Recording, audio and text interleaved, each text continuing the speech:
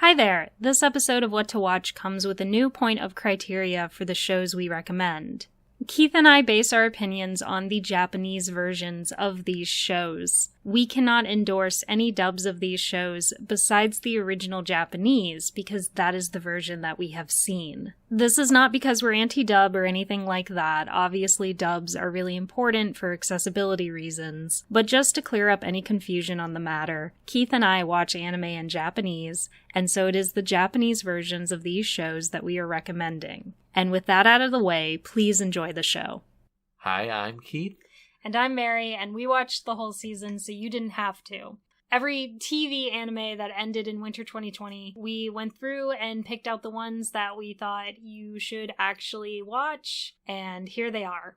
Okay, first up is Skate the Infinity. Skate spelled with either an infinity sign or an 8, depending on where you see it written.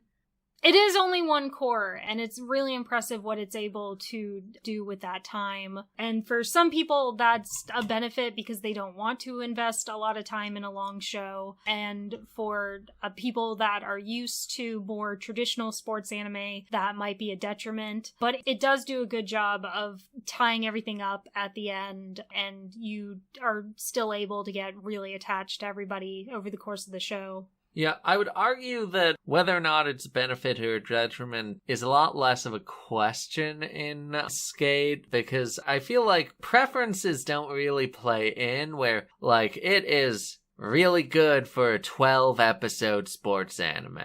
It's phenomenal for a 12-episode sports anime. Where sports anime do not have a very nice life in the modern, we cap out at making 12 episodes at a time kind of anime making climate. Mm-hmm. Where your average sports anime is adapted from hundreds of chapter manga that is just like, we're spending 3 chapters on this training camp and then 7 chapters on the first game. And it just does not adapt into 12 episodes very well without cutting out everything and then ending at the end of the first game. So that's another thing that I think is really great about Skate is that we're talking about how short it is, and it kind of sounds like it cut out all of these classic sports anime elements, but it didn't. It managed to get in training and tournaments and, you know, all of these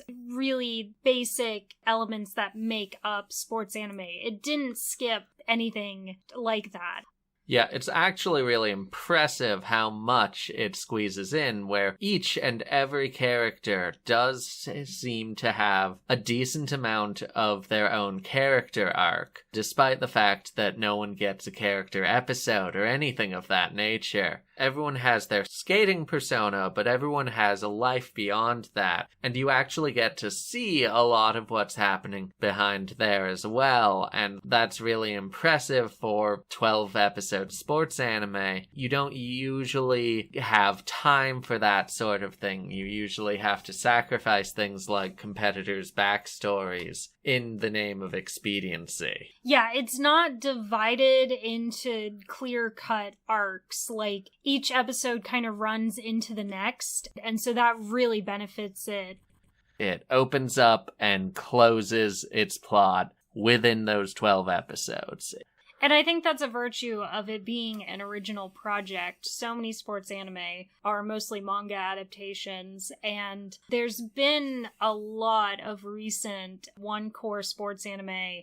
Most of them are not very good, and I think that having only 12 or 13 episodes to work with is really antithetical to the sports anime genre, where you want to spend time with the characters, you want to get to know the teams and the rivals and the dynamics, and you want to, you know, watch training montages and the tournaments play out and all that. And Skate also benefits from being a pretty unique sport, where it's skateboarding. skateboarding. So it's not a team sport, and so that helps shrink the cast down. So you don't have to worry about whether or not you're spending enough time with each character to get to know them. And it also makes the tournament a little quicker because it's just these one-on-one. They skate against each other. Whoever, gets across the finish line wins. That's it. It doesn't need to be like, a 10 episode game where, every little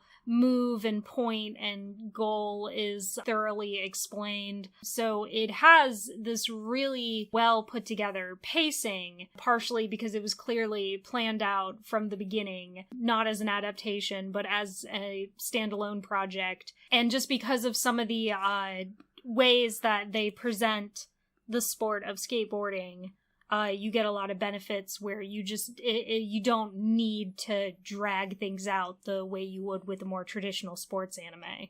Skate is also notable for the fact that it's not a shonen sports anime.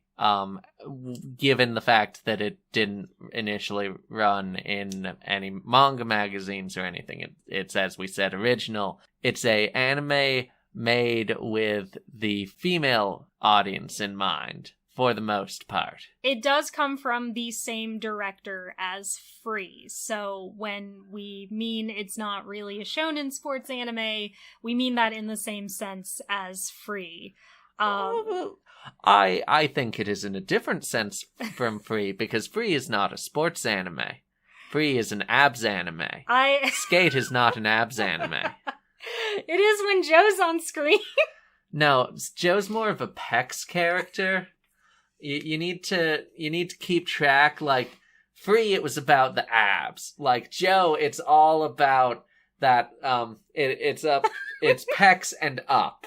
Like, don't get me wrong, Joe's definitely got the abs, but Joe's not really about the abs, in my opinion. You made me lose my train of thought. You're welcome. Thank you. Yeah, so I liked Free, at least the first season, and I think of it as a sports anime, but obviously people can draw their own conclusions. Anyway, other great things about Skate, it's really visually amazing.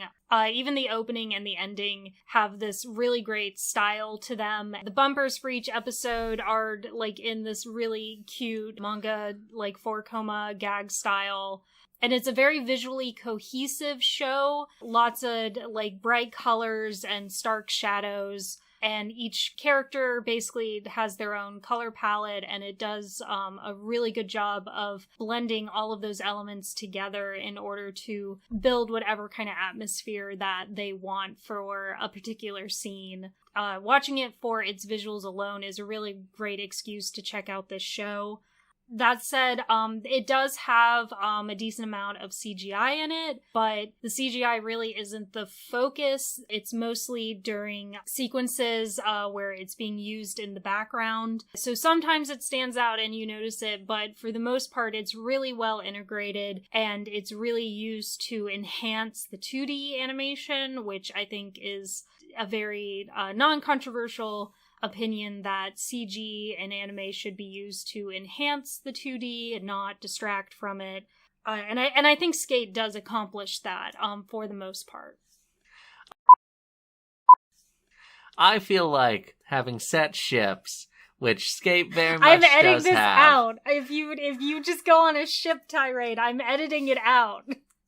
How long does a ship tirade have to be? If I sandwich it in 2 relevant thoughts, then do I get to go on my ship tirade? Okay, let's talk about the soundtrack. The opening and the ending are both really, really good, as is just the music used throughout the show.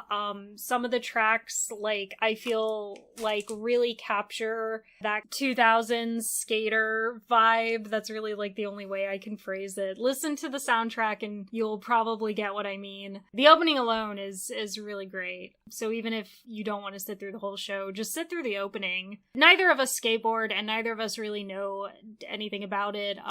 Based on my experience with Free, not necessarily knowing too much about the sport that is being depicted might help during a show like this. That's very true, where it's obviously not really about real skating. I want to get into that later, how, like, it's definitely, like, a superpower type sports anime. It's obviously not depicting how skating logically works with proper physics. I don't entirely agree with that, because I feel like a decent amount of it does function on proper actual physics. They get a lot of basic things. You have the lower air resistance to go more fast. You have the different tires have different benefits and detriments. They explained everything at least passably enough that I could potentially believe that it was vaguely physically possible. If you skate, let us know if anything in this show is outrageously impossible. So it takes place in Okinawa. I can think of shows where they visit Okinawa.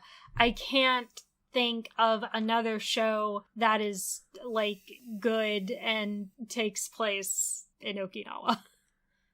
I know there are ones, but I can't really think of what they are at the moment. If you can think of a show that takes place in Okinawa, let us know. So, obviously, for the most part, it's a pretty unique setting, and it does a really good job. Most of the places shown in the anime are real places, including the place that they go for the hot springs episode with the bizarre happenings where that is, like, a real thing. You can look it up. Skate definitively kind of falls into the subgroup of super powered sports anime, where it is based on a real sport and essentially taking place in the real world, but everybody kind of has these, like, ultra super moves that do ridiculous things. And as we said before, the characters are kind of color-coded, and so as a result, Skate has a really similar feel to Kuroko's Basketball, in my opinion. And Kuroko's Basketball is much more of a classic sports anime in the sense of that it's a super long shonen manga. Even how Skate executes its climax towards the end of the series is very similar to things that happen in Kuroko's Basketball. So if you like superpowered sports anime, like I do, Skate should definitely fit that bill. And if you aren't very keen on stuff like Kuroko's Basketball, don't let that deter you from Skate. They're very different franchises, where Kuroko's Basketball is a lot bigger and more sprawling, and Skate is basically this nice condensed story. So next up is Tenchi Sozo Design Boo. Tenchi Sozo Design Boo is the strongest, in our opinion, iteration of a recent trend of animal fun fact anime. And it's just a generally cute and funny show, and has a few different benefits over some of its competitors, like not making you need to think about things like bestiality and whatnot. That is so true. It has an absolutely hilarious premise. A lot of the show is just the premise alone. This idea that God having to outsource creation is just really funny on its own. It's definitely goofy and wholesome and technically educational. It's not gonna have, like, you know, a serious story or anything. It is just a fun gag anime. And the animal fun facts, like, aren't even that obscure. Within this new trend of, like, animal fun fact anime, it's definitely the best of its lot. Definitely, like, the funniest and cutest and kind of most well put together. It can feel redundant if you've seen too many of these sorts of shows. They all make fun of koalas. But if you haven't seen too many of these sorts of shows, this is definitely the best one to our knowledge to date. So it's a really great one to check out. Okay, so next up is Mushoku Tensei.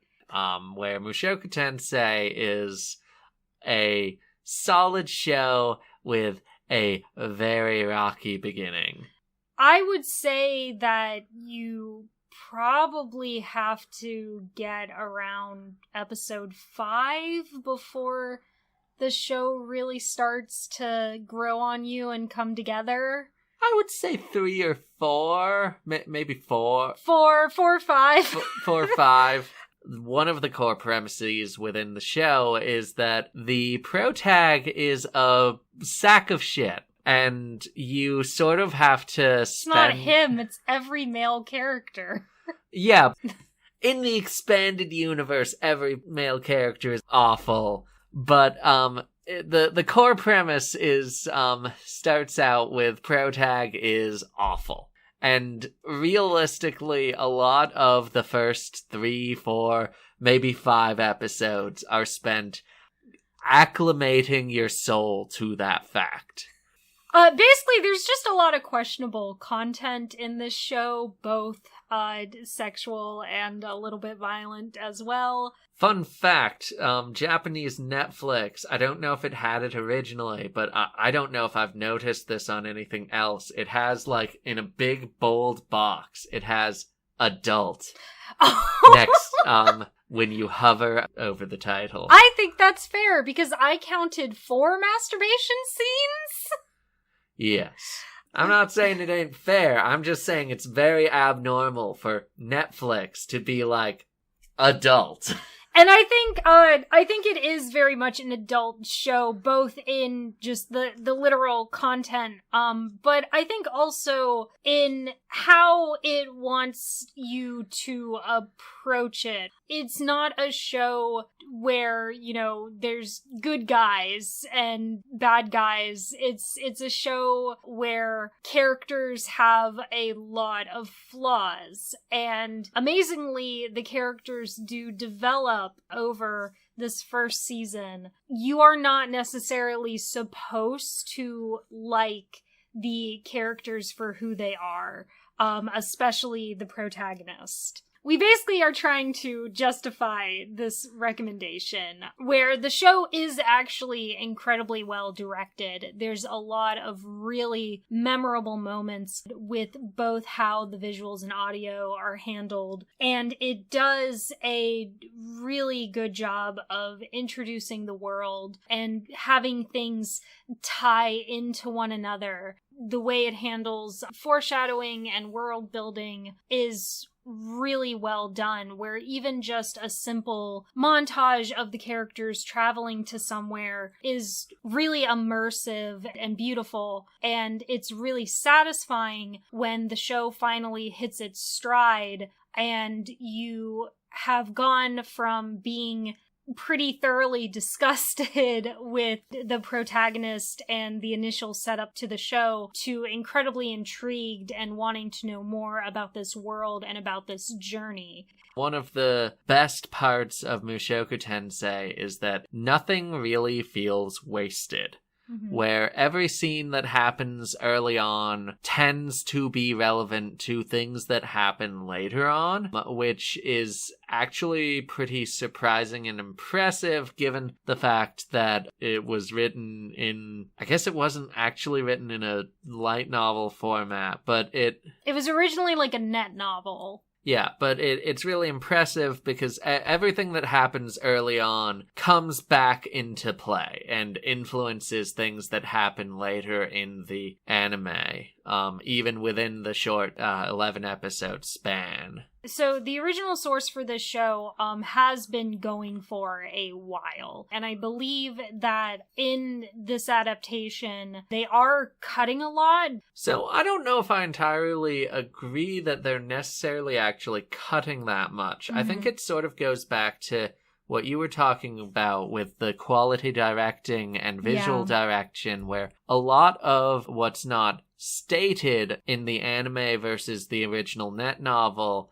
actually ends up being converted into something that's just visually there, where a lot of the net novel is actually just a lot of description. They can just have that thing with that description on screen and you get that information instantaneously. They don't have to waste time explaining it to you. The other big stipulation with this show is that it is an isekai. It does have an incredibly common premise of getting reincarnated into a different world, and for someone that maybe hasn't been overexposed to this genre at this point, it could come off as being a bit more innovative than it actually is, where if you have kind of already been overloaded on isekai, this might just be another one in the pile and it might not actually stand out that much to you. So your mileage may vary depending on your tolerance for isekai. I would argue, though, that by the end, it does sort of stand on its own. It's not going to change your opinion on isekai, but at the same time, it is sort of this counterpoint to a lot of other isekai. I think the characters having flaws, the protag being awful, actually ends up going a long way in making the show more enjoyable, because one of the frustrating things with lots of isekais, sword art, is that... You didn't even cough, you just said it. Yeah, I gave up on coughing. One of the big issues with sword art and shows that try to follow in its vein is that the protag will very rarely have flaws or weaknesses, and one of the biggest themes of Mushoku Tensei is that protag is a piece of shit, and everyone... He's a pile of flaws. He's a pile of flaws that do actually get worked on and improved throughout the series, and that is really unbelievably impressive and surprising when looking at the isekai genre as a whole. It does somewhat stand out from the herd, but it does have challenges when it comes to being different enough, where it's an isekai. Another disclaimer I would put out there is that there is also a decent amount of violence in the show, and a lot of that is directed towards female characters, and so that might be another thing where if you are kind of sick and tired of seeing that on screen as well, then you can also give this a pass. Just based on this first season, we are recommending it, but it's already been greenlit for a second season, and it's very clear that this is a pretty long story, and that there's a lot more of the source material ahead to adapt. So I don't know if we're going to record some sort of follow-up or not. Let us know if you want us to record a follow-up, because we will be watching the second season when it comes out, but just because of the criteria of these videos that we do, we won't explicitly be reviewing the second season. But just the first season alone was good enough that we wanted to recommend it. As much as we want to recommend it, it has just been disclaimer after disclaimer, and I don't know if we've actually said a positive thing about it without surrounding it with, well, but... Okay, it is very telling/amusing that normally you'd be like, yeah, we recommend this based on the first season, and it's getting a second season, and you, for this one, were like, yeah, so we're recommending the first season, but it's getting a second season. We have no idea what they're going to throw at us in the second season. We have no idea how much more fucked up it's going to get. Yeah, I just felt like that was worth noting, where it's complicated, because listening to this, I'm assuming one will not feel overly enticed by Mushoku Tensei, but it's good, we promise. I mean, it's good if you are the kind of person that's okay with, accepting it for what it is. I was trying to make a statement without qualifiers. Okay, well... Anyway, I do have good points about the show. The voice acting's amazing, particularly the dynamic between Rudius's inner and outer voice. The acting, at least the Japanese, we can't speak for the dub, but we watched the Japanese, and the voice acting for the whole show, but especially the protagonist, is excellent. It's a really good show in the sense that its characters aren't static. But yeah, mostly Rudius and Arisu, or Eris, or however you want to pronounce it. You actually get to see them grow as characters, and it's really satisfying to watch. I agree with that, where I feel like one of the biggest boons on Mushoku Tensei's part, other than the flawed characters, is the time span, where while a normal isekai, even if they bother to have the character be born rather than just sort of have them appear, they'll just have an immediate time skip and then be like, okay, and it's their 16-year-old's body and they're exploring the world or something. Whereas Mushoku Tensei, the story unfolds over the course of years, where it's not just some quick time skip and now he's mature and has all the skills he needs to function. He is a child. That allows for a lot of character development and character change because they're children, and so they get better at things. They learn lessons. As off-putting as, like, the beginning of the show is and stuff, and how weird it is to have him, like, narrate his own birth and stuff, it does actually end up paying off down the line, because basically, you know, we are learning about this world at the same rate that he is. And so it's such a refreshing approach within the isekai genre. I think it's a really notable show, and I think that if you are game for something that is adult, both in an obscene sense and in a, you know, well put together sense. Ironically, not in a protagonist sense. It's definitely something that that you should check out. Hey, this is Solo Mary again. In order to get this episode posted within a reasonable time frame, it will just be me telling you about our last recommendation, which is the complete opposite of Mushoku Tensei. If you want an anime that is light and fluffy and innocent and 100% made for kids, then Mukul Dreamy is the show for you. I feel like this show very much went under the radar. No one licensed it, at least in the US, and I think a lot of people gave it a pass just because it's a kid's show. Fan subs for it are out there, but another way to watch it is to set your VPN to Japan and find it on Netflix. Mukul Dreamy feels like a triumphant return of the textbook magical girl. What I mean by that is there's no combat in this show. It's not about magical warriors, and it never goes grimdark like a lot of magical girls shows in the past decade have. Mukul Dreamy is all magic wands and adorable stuffed animals. But there's still a lot of neat things in it that pay homage to the genre's lineage.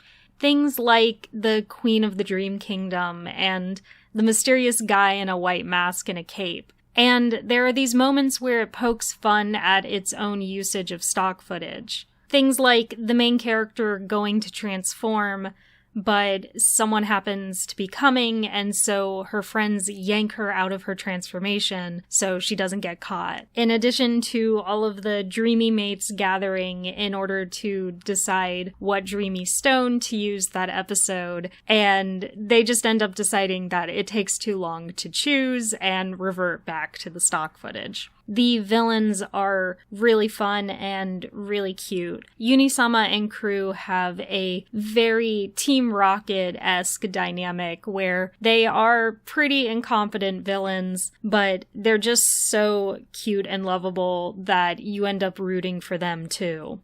Mukul Dreamy is a Sanrio property, and Sanrio has been putting out a lot of good anime lately, and I think they've managed to update their approach to magical girls with Mukul Dreamy, where on the surface it's incredibly similar to their previous magical girl franchise, Jewel Pet, where the focus is definitely on the cute mascot characters for both shows. But I would say Mukul Dreamy is better written than Jewel Pet, where it's faster, it's funnier, it's really enjoyable to watch even as an adult.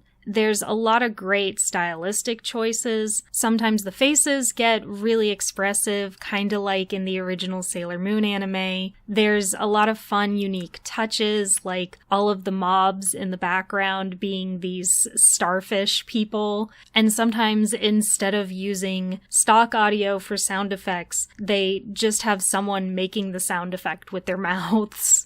Mukul Dreamy is a lot longer than your average contemporary anime. It ended airing this winter, but started airing about a year ago. But its length is just another positive point to it, where it takes its time sprinkling in the overarching plot, and this just kind of helps give it its overall fun and fluffy feel. By the time this episode is posted, Mughal Dreamy's second season will already have started airing. If you're a little tired of edgy magical girls that have men as the target audience in mind, and you want to watch a magical girl series that is actually made for girls, and is actually quite good, you really can't go wrong with Mughal Dreamy. If you want something light, if you want something fun, if you want something that is meant to put you in a good mood, and if you want something that is meant to make you want to buy toys, then you really shouldn't pass up on Mughal Dreamy.